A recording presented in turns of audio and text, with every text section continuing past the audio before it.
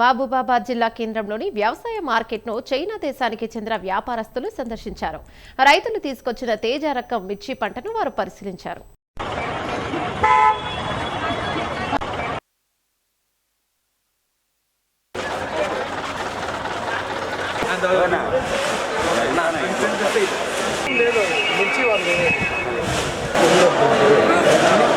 Export వస్తే అన్ని రకాలుగా ఇండియాలో ఉన్నాయి.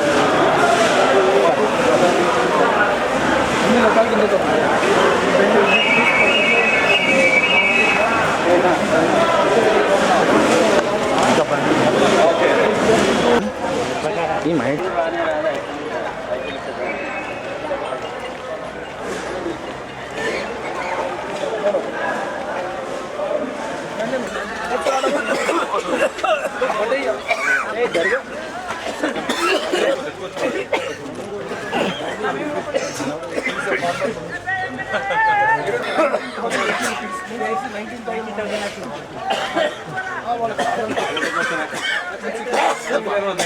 This is what quality you think? Best.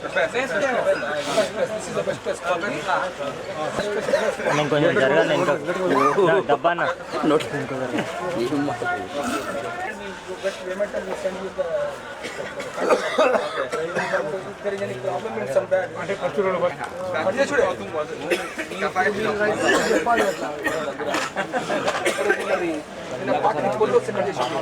పొల్లులు పెట్టుకొని వస్తే పైసలు పంపాలి. వీళ్ళకేమో మేము కొంటున్న రేటు కొంచెం మన అవగాహన చెప్పాలి. No, nobody will want to put the best. Just medium best. But very less. No,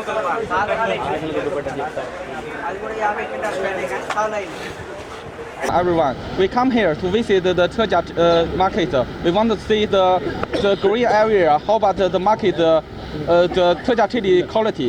We want good quality Tejia chili from China. China has a big population. We demand is very big, but we want good quality Tejia chili. We want the farmer to make more good quality Tejia chili. We will import more quantity from there.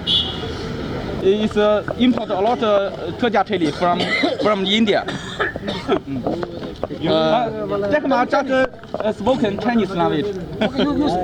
你就用中文那个说几句呢？还用刚才那种说是吧？Get the feeling. 我不会说英文，我用中文来表达。这里的辣椒长势非常好，我们非常喜欢这里辣椒，希望明年大家可以多种一些辣椒。好，谢谢。ఇక్కడికి వచ్చేస్తున్న మిర్చి చూడడానికి వచ్చారు. రేపు రాబోయే రోజుల్లో కూడా ఇక్కడ Mahabubabad market నుంచి ఉన్న ఆ చిల్లీస్ ఏదైతే తేజ మిర్చి ఉందో అది క్వాలిటీ అది ఏ విధంగా ఉందనేది పరిశీలించడానికి వచ్చారు. రేపు రాబోయే రోజుల్లో కూడా ఎక్స్పోర్ట్ కానీ ఇంపోర్ట్ కానీ ఇండియా నుంచి భారీ ఎత్తున ఇంకా ఏదైనా ధరల విషయంలో కానీ మిర్చి యొక్క నాణ్యత ఎలాగుంది ఏ విధంగా ఉంది అని చూడడానికి వచ్చారు. ఈరోజు ఈ విధంగా ఇక్కడ మా మార్కెట్ యార్డ్లో రావడం అనేది చాలా గర్వకారణంగా ఉంది.